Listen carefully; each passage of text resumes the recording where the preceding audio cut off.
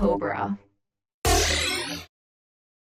Alright, so I'm going to show you guys my approach to scoring on a 2-3 zone. But in order for this to work, your teammates also have to be on the same page. Now, when I see a team in 2-3 zone, I will spot up right there in that middle. And I'll have my teammates space as if it's 5 out. So it'll be somebody in the left corner, right wing, and left wing. But like I said, your teammates also have to be on the same page. So what's going to happen on this possession is my point guard is going to get the ball on the left wing and he's immediately going to get double teamed. It's 2-on-1.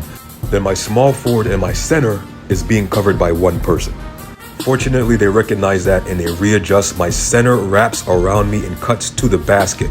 And it's going to work out. And the reason it's going to work out is because the center, who is supposed to be guarding the paint, now has to guard me. He can't guard me and the paint at the same time. That's going to result in an assist. All right, now that everybody recognizes that it's a zone, we were able to allow them to set up. And look, I'm being triple teamed at the free throw line. My wing is open, on both sides my wing is open. But I'm not gonna make a pass. The reason I'm not gonna make a pass is because the guy who's supposed to be guarding the right wing is behind me. So I know that if I go into a post-hop shot, he's not gonna bother my shot at all, and the center is not gonna be able to contest me. And as you can see, it's a wide open shot. The center has to commit to either the paint or the shot. Now, because of that, here's what ends up happening. I don't know if you guys noticed, but they're not in zone anymore. Now they're in man defense. The center is now following my center, etc. This is not my man who's guarding me, but I assume that this is just somebody who they switched on to me to stop me from scoring. But my teammates still maintain that spacing. My center is gonna come back out to move his man, and that paint is wide open. My defender, he's on the wrong side. He cannot protect that drive. The drive to the paint is wide open. I'm gonna take it every single time. That's exactly what I'm gonna do. I'm gonna drive right past him, bucket. The mid-range area does a great job of creating one-on-one opportunities in a 2-3 zone. Now again, the big man does not wanna be out here. That's not his job. That's not his assignment. As you can see, he's retreating. But as he's retreating, he realizes I'm going to be left open if he does not come out and guard me. And at the same time, my center is also cutting to the paint. So he has to trust that his man's rotation is able to cover it. So I catch him in the act of trying to play both. He can't play both. He can only play one at a time. And that's going to result in a wide open post-step back shot. Again, the mid-range area is going to do a good job of generating these wide open shots, particularly from the mid-range. Now, on this possession, this is going to be crazy. This is optimal spacing. Look at how the defense opens up. Look at how the defense opens up. I don't believe that pass should have went there. The pass should have came to me. But as you can see, when the pass goes to my center on the left, that paint opens wide the heck open. So the person who's in the corner is going to cut to the basket and the big man has to run back to help. That leaves my center who has the ball in a double team situation, and I'm wide open at the free throw line.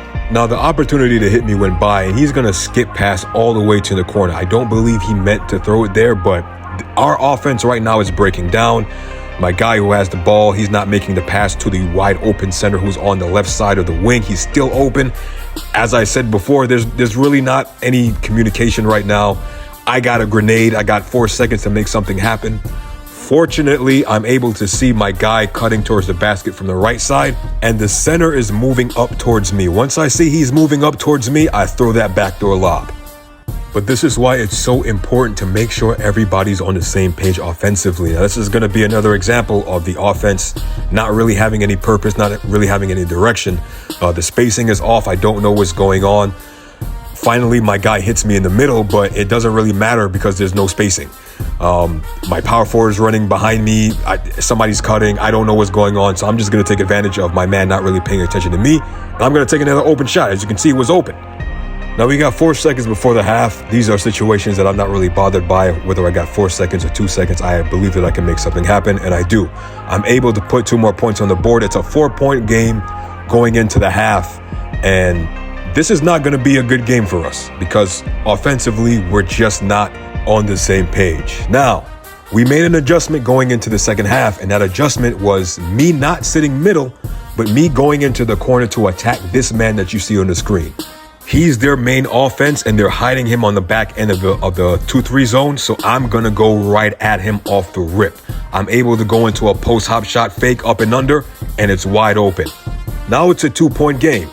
Now we're right here. It's only 2 points, right? Nope.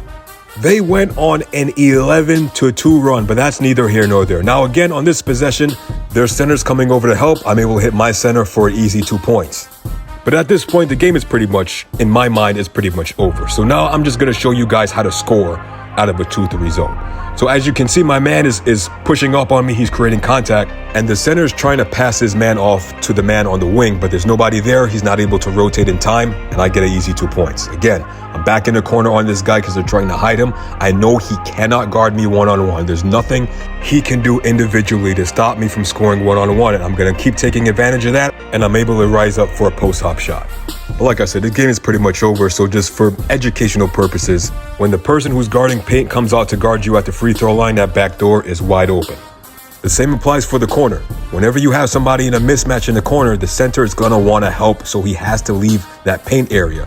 When he goes back, once he rotates back to that paint, take advantage of it and use the mismatch to your advantage.